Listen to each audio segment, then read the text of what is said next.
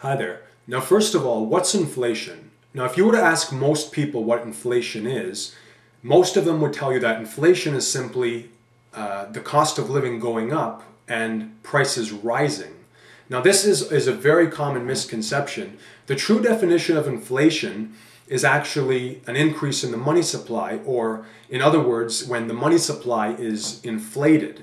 That's actually what causes it. And then as an end result of the money supply being increased, you then have an increase in prices. So you have to realize that inflation is not this natural phenomenon that just happens by itself. You know, people seem to think that inflation is caused when, you know, the stars align, all the stars align, and we have a full moon. That's when inflation is caused. But no, it's not a natural phenomenon. It's actually man-made.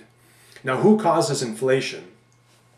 Now, most people that have somewhat of an understanding of inflation will say that inflation is caused when governments simply print more money. Now, that is true, but only to a certain extent.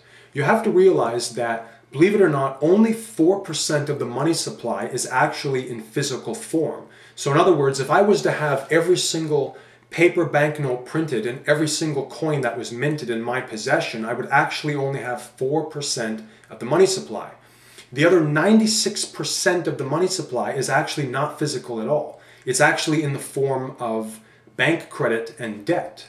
Now, what's credit? Credit basically is nothing. You can't see it, taste it, hear it, smell it. I mean, credit is nothing. I mean, I could hypothetically have $1 million worth of credit in my hand and then it's gone. There was nothing there to begin with. Credit is nothing. Now, who issues credit? Credit is issued actually by commercial banks and central banks all over the world. They can all issue credit from nothing.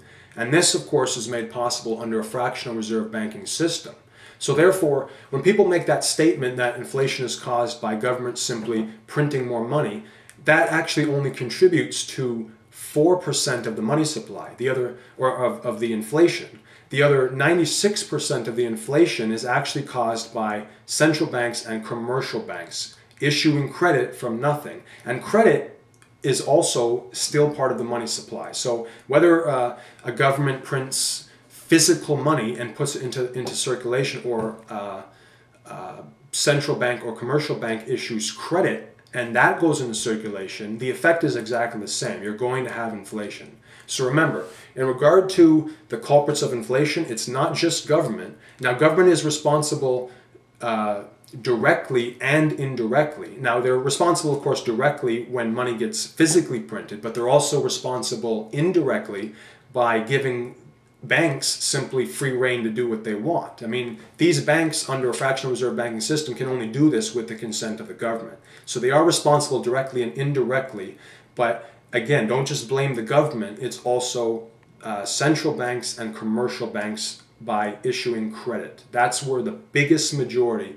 of inflation is. Anyway, thanks for listening. Leave a comment if you want to. And I never know how to end these. I really got to think of a great ending. But anyway, have a good day. Thanks.